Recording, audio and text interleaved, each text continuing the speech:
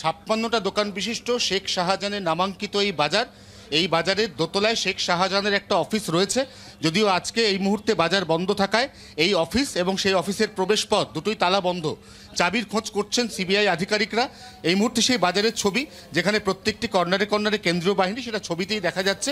এবং আমরা সেই কোলাপসেবল গেট দেখতে পাচ্ছি, যে গেটের সামনে আমরা একদিকে যেমন সিবিআই আধিকারিকদের দাঁড়িয়ে থাকতে দেখছি, তেমনি পাশাপাশি এখানে যাতে কোনোভাবে কেউ প্রবেশ করতে না পারে, যাতে কোনোভাবে এই তদন্ত প্রক্রিয়াকে আর কেউ কোনোভাবে বিঘ্নিত করতে না পারে, সেটা এনশিওর করার জন্য এখানে কার্যত সিল করে দেওয়া হয়েছে।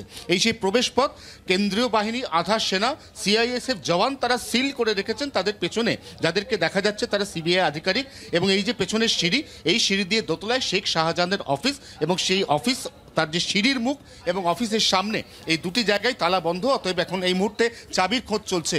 সিবিআই আধিকারিকরা যে তদন্ত করতে এসছেন, তার মধ্যে একদিকে 5ই জানুয়ারির ঘটনা, তারা ইডির যে আক্রান্ত দুজন আধিকারিক প্রত্যক্ষদর্শী, তাদেরকে নিয়ে যেমন সেই ঘটনা তদন্ত করছেন, তেমনি আনুষঙ্গিক শাহজাহানের আরও অনেকগুলি বিষয় তারা একই সঙ্গে আজকে তদন্ত করবেন বলেই যে তারা এত বড় টিম নিয়ে এসছেন, সেটাই কিন্তু এখনো পর্যন্ত সিবিআই সূত্রে জানা যাচ্ছে। একজন এসছেন, খুব সম্ভবত চাবি নিয়ে এসেছেন তিনি, এবং এই মুহূর্তে সেই চাবি খোলার প্রক্রিয়া শুরু হওয়া মাত্র শেখ শাহজাহানের শাহজাহান মার্কেট যে অফিস রয়েছে, এখানে যে কার্যালয় রয়েছে, সেই কার্যালয়ের ভেতরে ইডি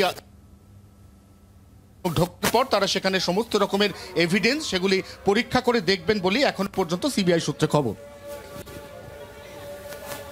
ধন্যবাদ অয়ন, তুমি নজর রাখো পরিস্থিতির দিকে।